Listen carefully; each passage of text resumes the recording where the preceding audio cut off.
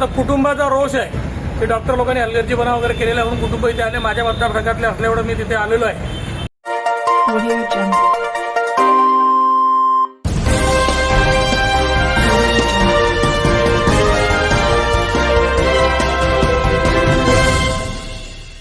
काय नाही, आज मुक्ताईनगर तालुक्यातल्या लोहारखेड्याचा एक तरुण मुलगा जो होता त्याला अटॅक आला आणि तुला इथे श्रीरिदममध्ये हलवण्यात आलं. तर श्रीरिदममध्ये दुर्दैवाने त्याचा मृत्यू झालेला आहे अटॅक येऊन. आता कुटुंबाचा रोष आहे की डॉक्टर लोकांनी हलगर्जीपणा वगैरे केलेला म्हणून कुटुंब इथे आले. माझ्या मतदारसंघातले असल्यामुळे मी तिथे आलेलो आहे आणि आता पुढची ती कारवाई करण्यासंदर्भात तिथे बसले आहे, चर्चा करत आहे.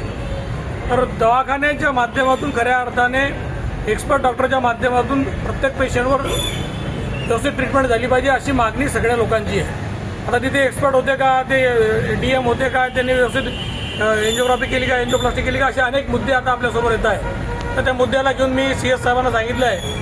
CS एक तक्रार आपण देतोय, पुरुषांनाही तक्रार देतोय. तर त्याप्रमाणे पुढची चौकशी होईल. चौकशी जे तथ्य होईल त्याप्रमाणे पुढे जाऊ. नेमका हलगर्जीपणा काय झालाय असं सांगण्यात येतं. आता आज ते मेडिकल क्षेत्राच्या संदर्भात नॉलेज आपल्याला कमी आहे. शेवटी तरुण वारलेला आहे, 45 वर्षाचा होता, त्याच्यावर घर अवलंबून आहे, 2 मुली आहे, असं कुटुंबाची व्यवस्था आहे. आणि त्या अवस्थेमध्ये कुटुंबाचा रोष त्यांच्यावर आहे. त्याच्यावर त्यांचं म्हणणं आहे हलगर्जीपणा झालेला आहे. आता काय हलगर्जीपणा झाला आहे, मेडिकल क्षेत्रातले जे CS साहेबांना आम्ही तक्रार केली. CS साहेब बघतील, त्याची काय काय ट्रीटमेंट दिली आहे, काय काय त्याला हे दिलं आहे, हे सगळ्यानुसार पुढची कारवाई होईल. तो डॉक्टरांसोबत तुमचं बोलणं झालेलं आहे, काय डॉक्टर बोलले? हे डॉक्टर संदर्भात बोलणं झालं माझं. डॉक्टरनी 3:30 वाजता त्यांना मी एन्जिओग्राफी आणि एन्जिओप्लास्टी केली आहे. त्यांची मेन जी ऑर्डरी होती त्याच्यामध्ये 95% ब्लॉकेज होतं.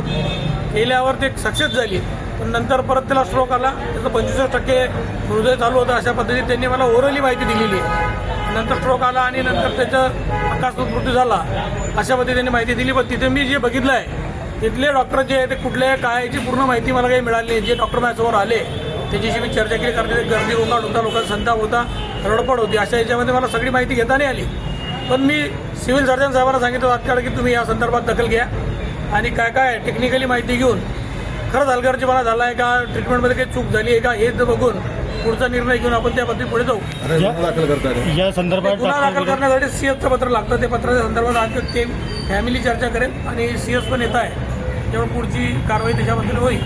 तुमची भूमिका काय राहील? माझी भूमिका तर तीच आहे ना की आता खऱ्या अर्थाने ते मेडिकल क्षेत्र आहे. मेडिकल क्षेत्रामध्ये खऱ्या अर्थाने त्यांनी त्या पद्धतीने पेशंटला ट्रीट केलं आहे का, ट्रीट करणारा डॉक्टर हा त्या क्षेत्रातला फिजिशियन DM कार्डिओलॉजिस्ट होता का, या सगळ्या गोष्टी बघून पेशंटच्या संदर्भामध्ये तो हृदयविकाराच्या पेशंट असेल की कोणता पेशंट असेल, हलगर्जीपणा न होता, व्यावसायिक दृष्टिकोनातून न करता सेवाभावी वृत्तीने खऱ्या अर्थाने डॉक्टर लोकांनी या केल्या पाहिजे, एवढीच माझी त्या संदर्भामध्ये माझी स्वतःची वैयक्तिक इच्छा आहे. आणि ते तसं झालं आहे का हे तपासण्याची आज गरज आहे. ओके. थँक्यू.